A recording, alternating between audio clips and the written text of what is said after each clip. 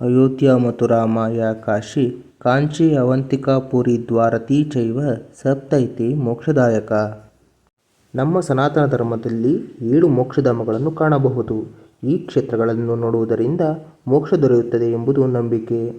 ಶ್ರೀ ಮಹಾವಿಷ್ಣುವು ಬೆಳಗ್ಗೆ ರಾಮೇಶ್ವರದಲ್ಲಿ ಸ್ನಾನ ಮಾಡಿ ದ್ವಾರಕೆಯ ರಾಜ್ಯಾಡಳಿತವನ್ನು ನೋಡಿ ನಂತರ ಪುರಿಗೆ ಬಂದು ಆಹಾರ ಸ್ವೀಕರಿಸುತ್ತಾನೆ ಎಂಬುದು ಪುರಾಣಗಳಲ್ಲಿ ಉಲ್ಲೇಖವಾಗಿದೆ. ಇಂತಹ ಪುರಾಣ ಪ್ರಸಿದ್ಧ ಕ್ಷೇತ್ರವಾದ ಪುರಿಯು ವಿಜ್ಞಾನಕ್ಕೂ ಮೀರಿದ ವಿಸ್ಮಯಗಳನ್ನು ಹೊಂದಿದೆ. ಪುರಿಯ ವಿಸ್ಮಯಗಳನ್ನು ಹೇಳುತ್ತಾ ಹೋದರೆ ದಿನಗಳೇ ಬೇಕು. ಅದರಲ್ಲಿ ಒಂದಾದ ಪುರಿಯ ರಾಜಗೋಪುರದ ಮೇಲಿರುವ ಧ್ವಜವು ಗಾಳಿಯ ವಿರುದ್ಧ ದಿಕ್ಕಿಗೆ ಹಾರುತ್ತದೆ. ಅದೇ ರೀತಿ ಪುರಿಯ ಮತ್ತೊಂದು ವಿಸ್ಮಯ ಎಂದರೆ ಪುರಿ ಜಗನ್ನಾಥನ ರತ್ನಭಂಡಾರ. ಹೌದು ವೀಕ್ಷಕರೇ, ಪುರಿಯ ರತ್ನಭಂಡಾರವನ್ನು ಅನೇಕ ರಾಜಕೀಯ ಭಿನ್ನಾಭಿಪ್ರಾಯಗಳನ್ನೇ ಹೊಂದಿದೆ. ಪುರಿಯ ರತ್ನಭಂಡಾರವನ್ನು ಆಡಿಟ್ ಮಾಡಲು ಕೆಲವು ಸರ್ಕಾರಗಳು ಸಹಕರಿಸಿಲ್ಲವೆಂಬುದು ಮೇಲ್ನೋಟಕ್ಕೆ ತಿಳಿದು ಬಂದಿದೆ. 1926ರಲ್ಲಿ ತೆಗೆದ ರತ್ನಭಂಡಾರವನ್ನು ಮತ್ತೆ ತೆಗೆದದ್ದು 1978ರಲ್ಲಿ. ನಂತರ ಅನೇಕ ಬಾರಿ ಚರ್ಚೆಗೆ ಬಂದರೂ ಬಾಗಿಲನ್ನು ತೆರೆಯಲು ಆಗಿರಲಿಲ್ಲ. ಆದರೆ 2018ರಲ್ಲಿ ಹೈಕೋರ್ಟ್ನ ಆದೇಶದ ಮೇರೆಗೆ ತೆರೆಯಲು ಹೋದ ಕಮಿಟಿಯವರಿಗೆ ಆಗಿನ ರಾಜ್ಯ ಸರ್ಕಾರ ಕೀ ಇಲ್ಲ ಎಂದು ಅಫಿಡವಿಟ್ ಅನ್ನು ಸಲ್ಲಿಸಿದೆ. ಆದರೆ ಈಗಿನ ಬಿಜೆಪಿ ಸರ್ಕಾರ ಮತ್ತೆ ತಮ್ಮ ಪ್ರಣಾಳಿಕೆಯಲ್ಲಿ ಈ ವಿಷಯವನ್ನು ಉಲ್ಲೇಖ ಮಾಡಿತ್ತು. ಅದರಂತೆ ಈಗಿನ ಒಡಿಶಾದ ಬಿಜೆಪಿ ಸರ್ಕಾರ 16 ಜನಗಳ ಕಮಿಟಿಯನ್ನು ರಚನೆ ಮಾಡಿ ಅದಕ್ಕೆ ವಿಶ್ವನಾಥನ್ ರತ್ನಂ ನಿವೃತ್ತ ನ್ಯಾಯಾಧೀಶರನ್ನು ಅಧ್ಯಕ್ಷರನ್ನಾಗಿ ನೇಮಿಸಿದೆ.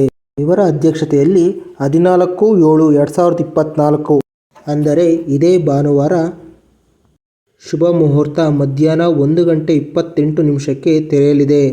ಈ ಹಿಂದೆ ತೆರೆದ ರತ್ನಭಂಡಾರದ ಲೆಕ್ಕದ ಪ್ರಕಾರ ಪುರಿಯ ಜಗನ್ನಾಥನ ದೇವಾಲಯದಲ್ಲಿರುವ ರತ್ನಭಂಡಾರದಲ್ಲಿ 2 ಕೋಣೆಗಳಿವೆ. ಮೊದಲನೇ ಕೋಣೆಯಲ್ಲಿ ಪುರಿ ಜಗನ್ನಾಥನ ವಿಶೇಷ ದಿನಗಳಿಗೆ ಹಾಕಬಹುದಾದ ಆಭರಣಗಳಿದ್ದು, ಎರಡನೇ ಕೋಣೆಯನ್ನು 46 ವರ್ಷಗಳಿಂದ ತೆರೆದೇ ಇಲ್ಲ. ಹೀಗಾಗಿ ಕೋಣೆಯ ಬಾಗಿಲನ್ನು ತೆರೆಯುವಾಗ ಕಮಿಟಿಯ 16 ಜನ ಹಾಗೂ ಪುರಿಯ ಡಿಸಿ, ಪೊಲೀಸ್ ಅಧಿಕಾರಿಗಳು, ವೈದ್ಯರು ಹಾಗೂ ಆವಾಡಿಗರು ಇರಲಿದ್ದಾರೆ. ಏಕೆಂದರೆ ಪುರಿಯ ರತ್ನಭಂಡಾರಕ್ಕೆ ಹಾವಿನ ರಕ್ಷಣೆ ಇದೆ ಎಂಬ ನಂಬಿಕೆ ಇದೆ. ಇದರ ನಂತರ ಒಡವೆಗಳ ಲೆಕ್ಕಕ್ಕೆ ಬಂದರೆ ಒಡಿಶಾದ ಪುರಾತನ ಚಿನ್ನವನ್ನು ಅಳೆಯುವ ಮಾನ ಎಂದರೆ ಭೂರಿ. ಒಂದು ಭೂರಿ ಎಂದರೆ 11.6 ಗ್ರಾಂ ಎಂದರ್ಥ. 1978ರಲ್ಲಿ ತೆರೆದಾಗ ದೊರೆತ ಚಿನ್ನಗಳ ಒಟ್ಟು ಅಂಶ 13,000 ಭೂರಿ ಎಂದು ತಿಳಿದು ಬಂದಿದೆ.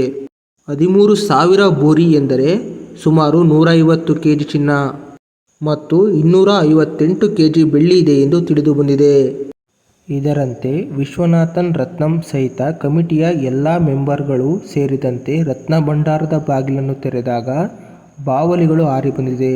ಆದರೆ ಯಾವುದೇ ಹಾವುಗಳು ಕಂಡುಬಂದಿಲ್ಲ ಎಂದು ತಿಳಿದು ಬಂದಿದೆ.